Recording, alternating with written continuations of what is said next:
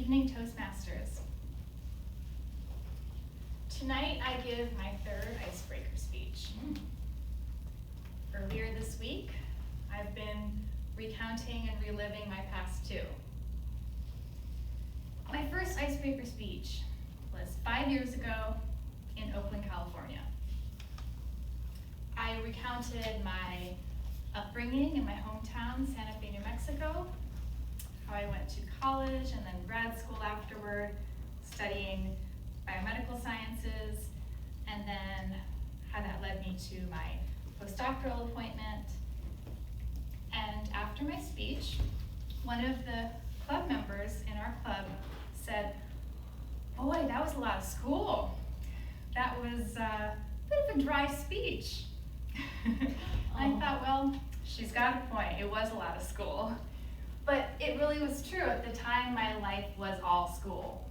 I had been in school for way too long.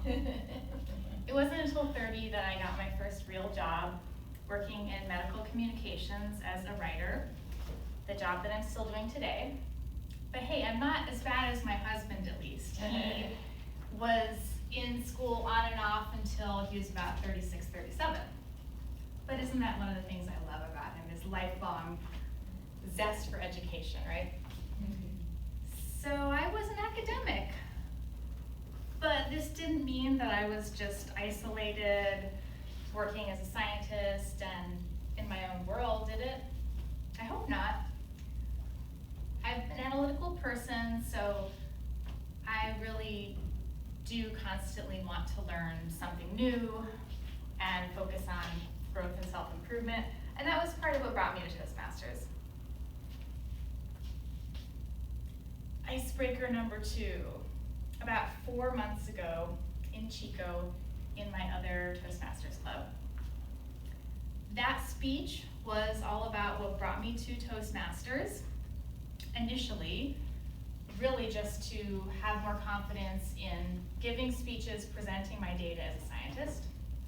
And then after a brief couple years hiatus, about when I rejoined Toastmasters, about impromptu speaking. I wanted to learn how to be a better facilitator, how to interact with my clients more extemporaneously. That's what brought me back. I also spoke in the speech a little bit about the different places that I lived. So before I moved to Chico, I lived for a brief time in Redding, and my landlord, at the time when we were applying for the apartment, looked at our application and said to my husband and I, "Boy, you guys have lived all over the place. You have a lot of addresses." And I wondered what she meant by that, of course. And I realized we were only there for 3 months, and that, oh boy, in fact, I had lived in a lot of places, depending on how you count, maybe between 18 to 22 residences in 7 different states. It's not so bad, is it? So, was I really some fly-by-night criminal, as she made me seem to be? I sure hope not. There seemed to be some purpose driving each of those moves.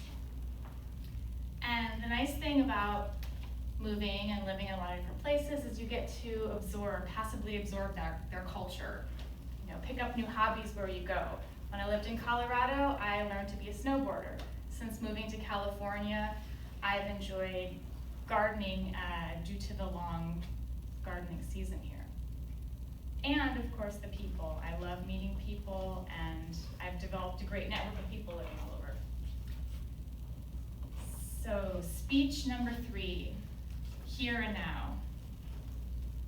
All of the above are still true, but what is more important to me right now that I didn't touch upon before? Family. I started off life as an only child.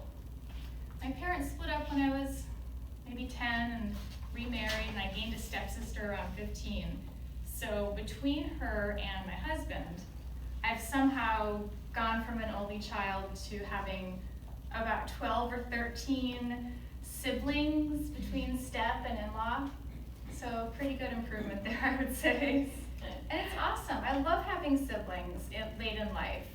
They have been a blessing to me, and And it makes me really think about how great family is, and these are important considerations as my husband and I are starting to think about having our own family. In summary, education and growth, not necessarily through formal school, has always been important to me. And,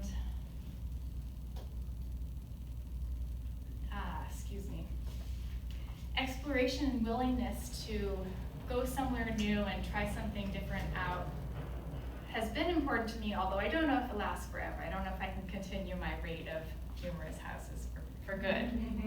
And family is more important to me than it has ever been. All these different facets really do require communication. And so I count on Toastmasters not just to help me become more confident in speaking and leadership, but really to improve my everyday relationships and how I communicate with others. Thank you.